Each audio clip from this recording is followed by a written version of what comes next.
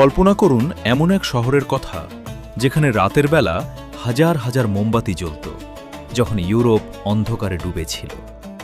যে শহরকে বলা হতো শান্তির শহর বা মদিনাতুস সালাম। আব্বাসীয় খলিফাদের সেই স্বপ্নের শহর বাগদাদ। কিন্তু কেন এই স্বপ্নের শহরকে একদিন রক্তে ভেসে যেতে হয়েছিল? কেন দজলা নদীর পানি নীল থেকে কালো আর কালো থেকে লাল হয়ে গিয়েছিল? আজ আমরা জানব বাগদাদের সেই উত্থান আর পতনের রোমহর্ষক ইতিহাস।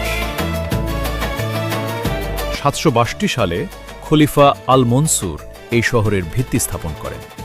এটি ছিল পৃথিবীর প্রথম পরিকল্পিত বৃত্তাকার শহর। বাগদাদের প্রাণকেন্দ্রে ছিল বায়তুল হিকমা বা জ্ঞানের ঘর, যেখানে সারা পৃথিবীর বই অনুবাদ করা হতো। জাবের ইবনে হাইয়ান থেকে শুরু করে আল খয়ারিজমি সবার পদচারণায় মুখর ছিল এই শহর। এখানকার লাইব্রেরিগুলো ছিল জ্ঞানের সমুদ্র। তখন বলা হতো মিশর লেখে, লেবানন ছাপায় আর বাগদাদ পড়ে। কিন্তু এই সুখের দিনগুলো কি চিরস্থায়ী ছিল?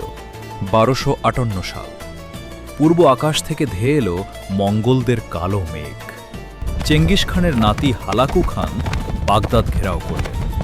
খলিফা মুতাসিম বিল্লাহ ভাবতেও পারেননি তার শক্তিশালী বাগদাদ তাসের ঘরের মতো ভেঙে পড়বে।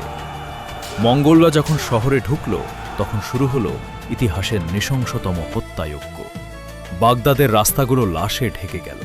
কথিত আছে, মঙ্গলরা যখন বায়তুল হিকমাহর লক্ষ লক্ষ বই দজলা নদীতে ফেলে দিয়েছিল, তখন বইয়ের কালিতে নদীর পানি কালো হয়ে গিয়েছিল, আর মানুষের রক্তে সেই পানি পরে লাল বর্ণ ধারণ করেছিল। কেন বাগদাদ ধ্বংস হল?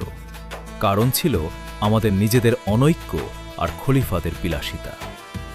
যখন জ্ঞান বিজ্ঞানের চেয়ে রাজপ্রাসাদের আরাম বড় হয়ে দাঁড়ায়, তখন পতন অনিবার্য। বাগদাদ ধ্বংসের মাধ্যমে মুসলিমদের জ্ঞান বিজ্ঞানের যে ক্ষতি হয়েছিল, তা আজ 800 বছর পরেও পূরণ হয়নি। বাগদাদ আজ আবার ঘুরে দাঁড়িয়েছে, কিন্তু সেই স্বর্ণযুগ কেবল ইতিহাসের পাতায়। আপনার কি মনে হয় আমরা কি আবার সেই বায়তুল হিকমাহর দিনগুলো ফিরে পাব? কমেন্টে আপনার মতামত জানান। ভিডিওটি ভালো লাগলে শেয়ার করুন এবং সোনালী অধ্যায়ের সাথেই থাকুন।